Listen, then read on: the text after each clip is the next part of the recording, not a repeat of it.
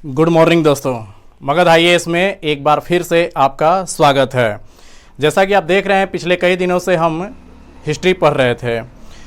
उसके बाद हमने करंट अफेयर का एक नया बैच स्टार्ट किया है। उसमें हमने ये देखा था, जुलाई महीने से हमने स्टार्ट किया है करंट अफेयर। हालांकि इसके पहले भी हमने करंट अफेयर के कई वीडियो डाले हैं, लेकिन फिर से हम नई शुरुआत किए हैं करंट अफेयर्स में।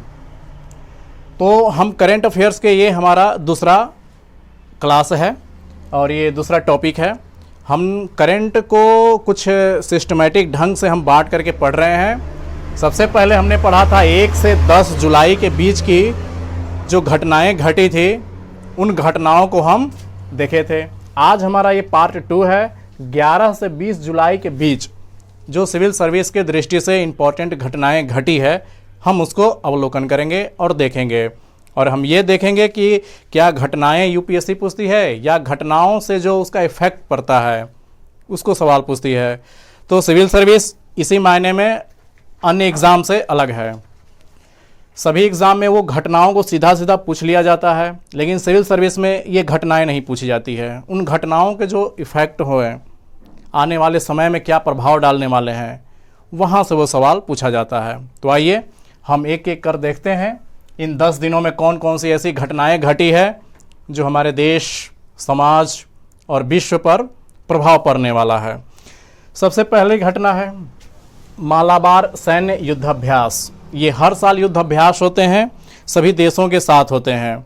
सभी देश एक दूसरे देशों के साथ आपसी सेनाओं के साथ युद्धाभ्यास करती है, ताकि ज़रूरत पड़ने पर एक दूसरे देशों के सेनाओं का सहयोग लिया जा सके। तो ऐसे पूरे विश्व में सभी देश एक दूसरे से करते हैं। थल सेना से, वायुसेना से, नेवी से, तीनों सेनाएं आपस में एक दूसरे देशों से युद्ध अभ्यास करती है। ये हर साल होती है। तो भारत में मालाबार सैन्य युद्धाभ्यास ये हर साल होती है। तो इस साल 2020 में भी ये युद्धाभ्यास हुआ। तो इसमें कौन कौन से देशों ने भाग लिया? इंडिया ने भाग लिया। इंडिया, जापान और अमेरिका, ये तीनों हर साल भाग लेते हैं। लेकिन इस वर्ष एक नया देश भी जुड़ा है, वो है ऑस्ट्रेलिया जुड़ा है। तो इस तरह से अब इस युद्धाभ्यास में विश्व के 4 सबसे बड़े शक्तिशाली देश इस युद्धाभ्यास में शामिल हुए हैं। तो ये युद्धाभ्यास कहाँ पर हुआ है? बे ऑफ बंगाल की खाड़ी में हुआ है। अब ये घटना घटी। अब सिविल सर्विस ये घटना कभी नहीं पूछेगी कि मालाबार सैन्य अभ्यास कौन कौन से देशों के बीच हुआ है। ये सिंपल सा क्वेश्चन है। ये बीपीएससी और यूपीपीसीएस खास कर ये एग्जाम में पूछ लिया करती है, लेकिन ये सिविल सर्विस आईएएस में ये नहीं पूछा जाता है। घटनाएं कभी नहीं पूछी जाती है। अब घटनाओं का जो महत्व है, खास करके ये सिविल सर्विस में पूछा जाता है। घटना तो घट गई, अब इसका महत्व क्या होने वाला है, तो ये महत्व आपसे पूछा जाएगा। और दूसरा, इसका क्या इफेक्ट होगा, प्रभाव क्या होगा इस घटना का। ये 2 सिविल सर्विस में सवाल पूछे जाएंगे यहाँ से, या तो प्रीलिम्स में या मेंस में। तो आइए जरा इन घटनाओं को हम देखें। तो ये घटना क्या प्रभाव डालने वाले हैं, क्या महत्व है। जब 4 देश एक जगह इकट्ठे होकर सैन्य अभ्यास कर रहे हैं, तो इसका महत्व क्या है। तो देखिए, हमारे लिए खासकर भारत के संदर्भ में अमेरिका से हमें क्या महत्व होने वाला है। तो ये सबसे बड़ा हमारा अमेरिका और भारत के साथ ट्रेड रिलेशन मजबूत होगा। क्योंकि आप भी जानते हैं, भारत सबसे ज़्यादा सामान का निर्यात अमेरिका ही करता है और अमेरिका से ही हमारा ट्रेड सरप्लस रहता है। बाकी हम तो चाइना से तो हम माइनस में रहते हैं, घाटे में रहते हैं। लेकिन भारत सबसे ज़्यादा अपना सामान जो भेजता है वो अमेरिका भेजता है, और वहीं से हम सरप्लस में रहते हैं। तो हम अमेरिका से इसलिए रिश्ते बना के रखना चाहते हैं ताकि वो हमारा ज़्यादा से ज़्यादा सामान वो इंपोर्ट करता रहे। तो ये हमारे लिए महत्व की चीज़ है। जापान हमारे लिए किस दृष्टि में महत्वपूर्ण है? तो जापान टेक्नोलॉजी के मामले में सबसे विश्व का उन्नत देश है, टेक्नोलॉजी के मामले में। और टेक्नोलॉजी हमें बहुत ज़्यादा ज़रूरत है। तो टेक्नोलॉजी के लिए जापान हमारे साथ रहेगा और सस्ते कीमत पर टेक्नोलॉजी हमें उपलब्ध कराएगा। जैसा कि आप एक उदाहरण से समझ सकते हैं, एक बुलेट ट्रेन चलाई जा रही है भारत में, अहमदाबाद से मुंबई के बीच में। वो जापान के सहयोग से विकसित किया जा रहा है, और इसके लिए जापान बहुत ही कम ऋण दरों पर हमें ब्याज भी उपलब्ध कराया है, और वो बुलेट ट्रेन भी बनवा रहा है, तो इन्वेस्ट कर रहा है। तो इस तरह से हमारे देश में एक नई टेक्नोलॉजी आ रही है। तो इस तरह से जापान हमारे लिए इम्पॉर्टेंट है। ऑस्ट्रेलिया हमारे लिए किस तरह से इम्पॉर्टेंट है? ऑस्ट्रेलिया में यूरेनियम 235 के भंडार है और हमें यूरेनियम की बहुत ज़्यादा आवश्यकता है। यूरेनियम बिजली उत्पादन करने के लिए एक सबसे ही मेजर ये संसाधन है। तो हमें यूरेनियम 235 की अत्यधिक आवश्यकता होने के कारण हम ऑस्ट्रेलिया से संबंध बनाना चाहते हैं। तो ये सैन्य अभ्यास केवल सैन्य अभ्यास नहीं है, इसका रणनीतिक महत्व सबसे ज़्यादा है। तो ये महत्व है सिविल सर्विस में। यहाँ से सवाल आपसे पूछा जाएगा कि इन युद्धाभ्यास का महत्व क्या होने वाला है आगे भविष्य में। इसके बाद इसका इफेक्ट, प्रभाव क्या पड़ने वाला है।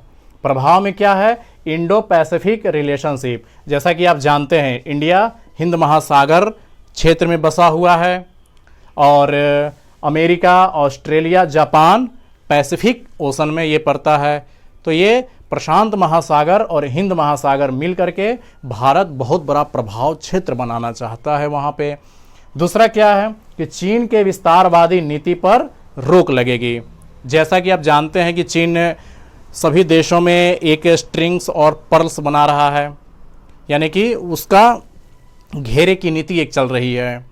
उसी घेरे की नीति को काउंटर करने के लिए भारत ने इन 4 देशों के साथ एक गठजोड़ बनाने का प्रयास किया है। और इसी के नाम से आप क्वाड नाम का एक समूह भी सुनते होंगे, उसमें भी ये क्वाड में ही ये चारों देश आते हैं। और इस तरह से चाइना को काउंटर करने का यह प्रयास किया जा रहा है। तो इस दृष्टि में हमें ये सैन्य अभ्यास को देखना चाहिए। तो कोई भी घटना को ऐसे ही आपको देखना है, न कि घटना को सिर्फ पढ़ लेना काफ़ी नहीं है। घटना अगर आप पढ़ लेते हैं तो वो सिर्फ और सिर्फ एसएससी या बीपीएससी या यूपी पीसीएस तक आप रह जाते हैं।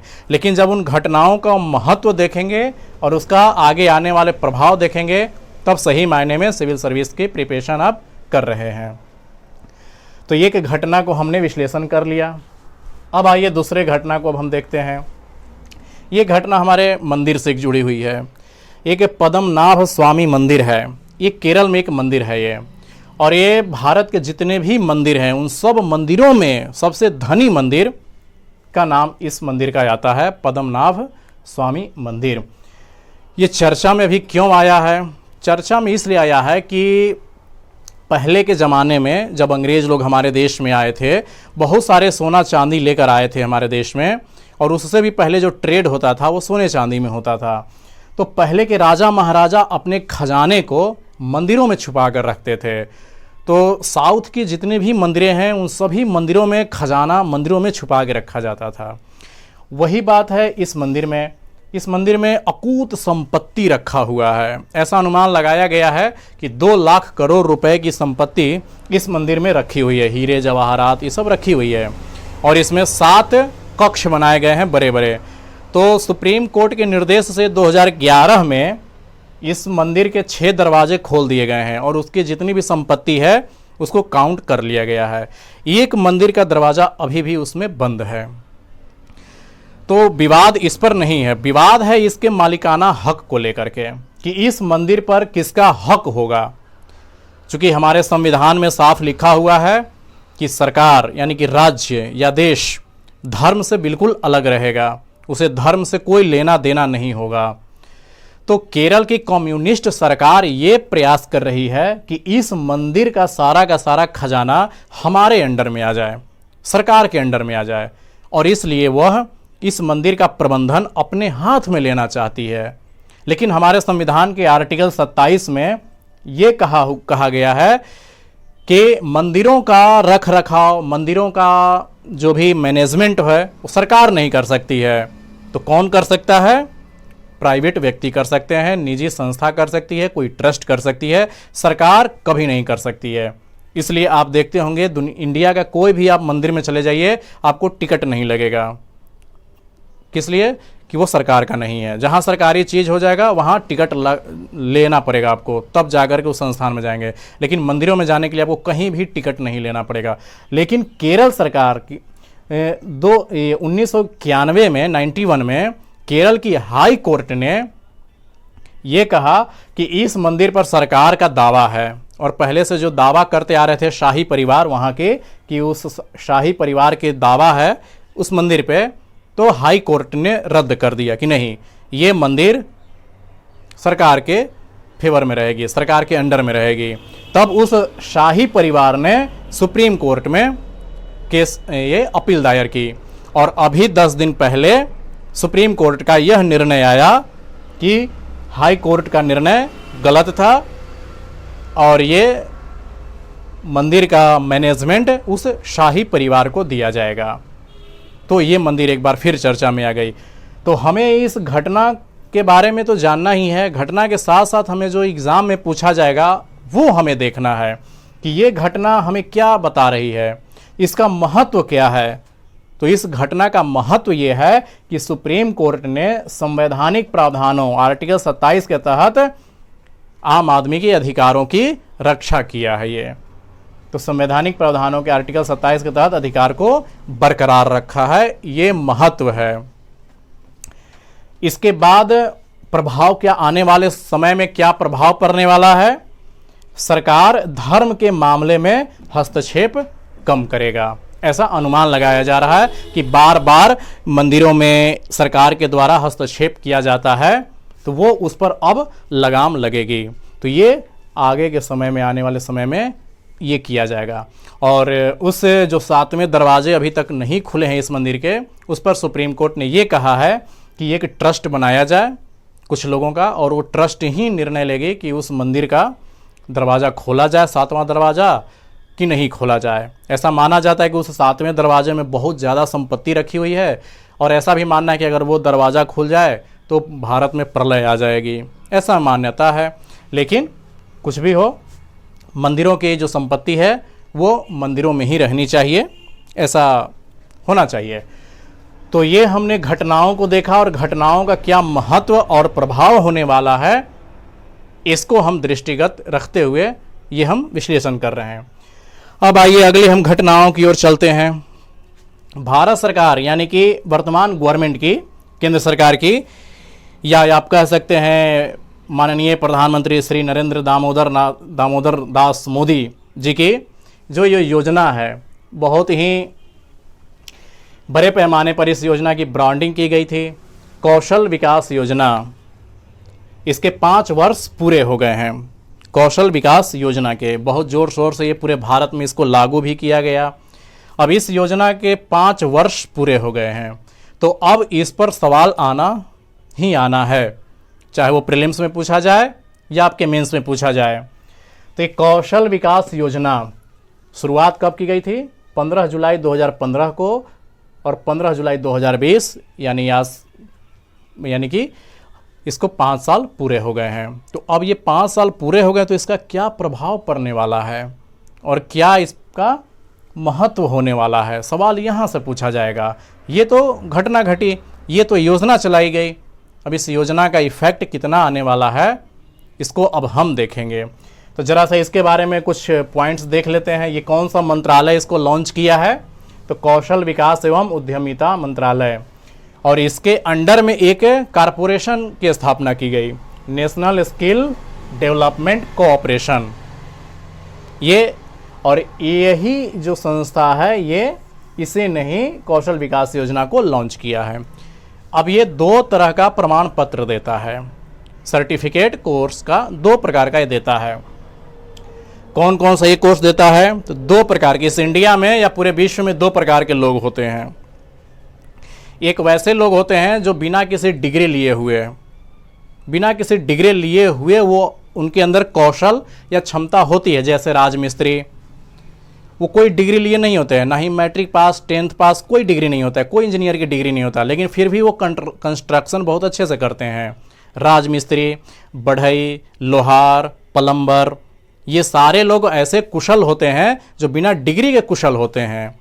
तो भारत सरकार ने इन लोगों को रोजगार देने के लिए ये एक प्रमाण पत्र देना शुरू कर दिया कि जो बढ़ई या प्लम्बर या राजमिस्त्री अपने काम में निपुण है, वो हमारे संस्थान में आए और हमारे पास से वो अपने कुशलता का प्रमाण पत्र ले जाएं, और फिर इसके बाद उनको नियोजन में लगाया जा सकता है। तो एक प्रकार का ये सर्टिफिकेट कोर्स हुआ, उसको कहा गया recognisation of prior learning scheme, RPLS, उसको ये कहा जाता है। यानी कि जो बिना पढ़े लिखे अपने काम में दक्ष हैं उनको ये डिग्री दिया जाता है। दूसरे वैसे लोग हैं जो मैट्रिक पास कर गए, उनको ITI कराया जाता है, या अगर उस प्रकार के नहीं है तो उनको सिलाई सिखाया जाता है, प्लम्बर का काम सिखाया जाता है, इलेक्ट्रिशियन का काम सिखाया जाता है। उसके लिए भारत सरकार ने एक योजना, दूसरा सर्टिफिकेट कोर्स लॉन्च किया है, national skill qualification framework, NSQF। ये उसके लिए है, यानी कि प्रॉपर तरीके से आए, इस संस्थान में आए, कौशल विकास केंद्र में आएंगे, वहाँ पर उनको 6 महीने साल भर की ट्रेनिंग दी जाएगी और इसके पश्चात ये सर्टिफिकेट दिया जाएगा। तो कौशल विकास योजना के तहत 2 प्रकार के सर्टिफिकेट दिए जाते हैं, यानी कि एक वैसे सर्टिफिकेट जो बिना पढ़े लिखे दक्ष हैं और एक वैसे जिनको ट्रेनिंग दे करके दक्ष बनाया जाता है। तो अब हम देखेंगे कि क्या यह योजना सफल रही। आज 5 वर्ष होने को आया है। भारत सरकार का ये लक्ष्य था कि 2022 तक 40 लाख अनस्किल्ड युवाओं को स्किल्ड में बदलना था। तो क्या यह संभव हो पाया? क्या इससे कोई फ़ायदा हुआ? तो जब आंकड़े निकाल कर देखेंगे, सर्वे निकाल करके देखेंगे, तो ये बहुत ही कारगर रहा है, बहुत कारगर रहा है। इसको हम 2 उदाहरणों से समझेंगे। पहला उदाहरण ये समझिए कि आज से 10 साल पहले या 5 साल पहले गूगल जैसी कंपनी भारत में आना तो चाहती थी, लेकिन वो आ नहीं पाती थी। फेसबुक जैसी कंपनी भारत में इन्वेस्ट तो करना चाहती थी, लेकिन वो इन्वेस्ट करती नहीं थी। और आज अगर आप अखबारों में देखे होंगे पिछले 2 दिनों के न्यूज़ में, तो फेसबुक ने जियो कंपनी के साथ टाई अप किया है और भारत में वो इन्वेस्ट करने के लिए अब तैयार है और 70,000 करोड़ के लगभग वो इन्वेस्ट करने का प्लान अपना बना भी चुका है। जियो कंपनी में वो हिस्सेदारी खरीद भी चुका है।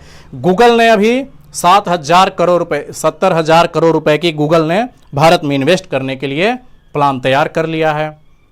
तो आखिर ये कंपनियां भारत में क्यों इन्वेस्ट कर रही है? क्योंकि अब उसे स्किल्ड युवा अब उसको मिलना शुरू हो गया है। आज से 5 साल पहले, 10 साल पहले भारत में वैसे स्किल्ड इन कंपनियों को भारत में मिलना बहुत मुश्किल था।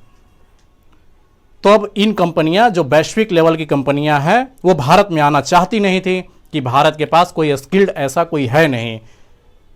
लेकिन अब इन 5 सालों में इतना स्किल्ड बना दिया गया है, या स्किल्ड का एक प्रचार कर दिया गया है कि अब ये कंपनियां भारत में आने के लिए आतुर हैं। और बहुत बड़ी बड़ी वैश्विक कंपनियां जैसे अमेजन हो गया, अलीबाबा, ये सारी कंपनियां अब भारत में इन्वेस्ट करने के लिए तैयार बैठी हुई हैं। तो इस दृष्टि से हम कहेंगे कि ये स्किल्ड इंडिया प्रोग्राम भारत सरकार की, यानी कि नरेंद्र मोदी जी की ये योजना काफ़ी हद तक ये सफल है और वैश्विक लेवल पर एक भारत की अलग पहचान बनने के लिए तैयार है। तो यही हमारा प्रभाव होने वाला है अगले 5 सालों में, 10 सालों में, यही महत्व है इसका। इस तरह से हम देखेंगे तो कौशल विकास योजना का जो 5 साल का ये है हमारे पास, हम इसका विश्लेषण करेंगे। तो ऐसे ही आपको मेंस में भी लिखना है, प्रीलिम्स में तो ये आना ही आना है सवाल ये। तो इस तरह से विश्लेषण आपको करना है इस योजना का। आइए कुछ छोटी छोटी और घटनाएं घटी है इसी दौरान, उसके बारे में भी हम देख लेते हैं। एक घटना घटी है चाबहार परियोजना के बारे में। इसके नाम तो आपने खूब सुना होगा, चाबहार परियोजना के बारे में। ये चाबहार परियोजना क्या है? चाबहार परियोजना ईरान में भारत सरकार वहाँ एक बंदरगाह निर्माण कर रही है। तो बंदरगाह से आप अगर मध्य एशिया की लोकेशन अगर आप देखेंगे तो यहाँ पर अगर ईरान है तो इस ईरान से यहीं पर चाबहार बंदरगाह बनाया जा रहा है और इस चाबहार बंदरगाह से मध्य एशिया तक पहुँचने के लिए एक रेलवे लाइन बिछाई जा रही है। और ये भारत सरकार ईरान में जाकर ईरान से अफगानिस्तान तक पहुँच बनाने के लिए रेलवे लाइन का विकास कर रहा था। लेकिन पिछले कुछ समय से अमेरिका के दबाव में आकर भारत ईरान से तेल खरीदना बंद कर दिया। और अब ईरान ने कई बार याद दिलाया भारत सरकार को कि आप इस प्रोजेक्ट को पूरा कीजिए, लेकिन भारत सरकार की तरफ से उदासीनता के कारण ईरान सरकार ने इस प्रोजेक्ट को रद्द कर दिया और ये प्रोजेक्ट अब चाइना को दे दिया गया है। इससे भारत को बहुत बड़ी झटका लगा है। तो ये घटना तो घटी है। अब इसका महत्व क्या है? अब महत्व ये है कि जो हमें ईरान बहुत सस्ते दर पर तेल दिया करता था, अब वो नहीं देगा। दूसरा क्या है महत्व, प्रभाव इसका क्या होने वाला है? अब चीन का विस्तारवादी नीति वहाँ भी चला जा रहा है जहाँ पर भारत पहुँच गया है।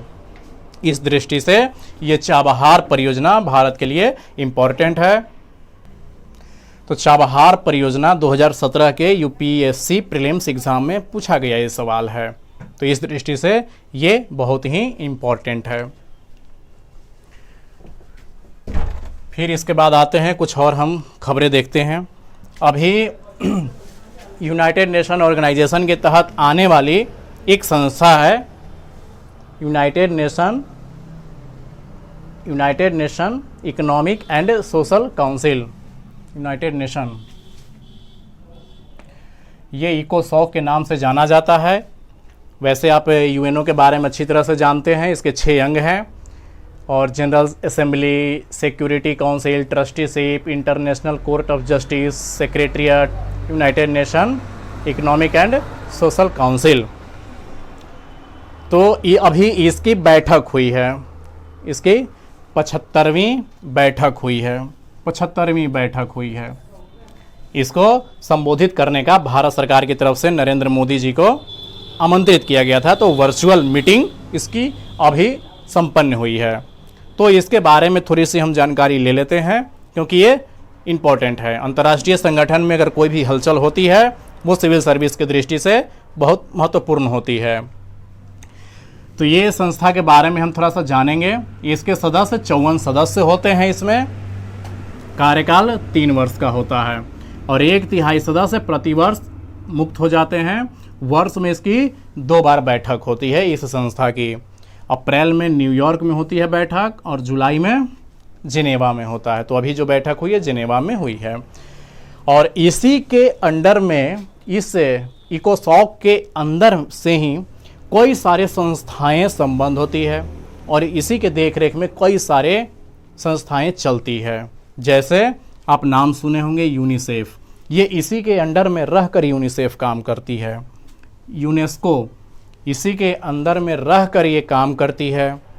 WHO, FAO, ILO, ये सारे के सारे वैश्विक संस्थाएं इसी संस्था के अंदर रह करके और ये काम करती है। इस दृष्टि से ये इम्पोर्टेंट है।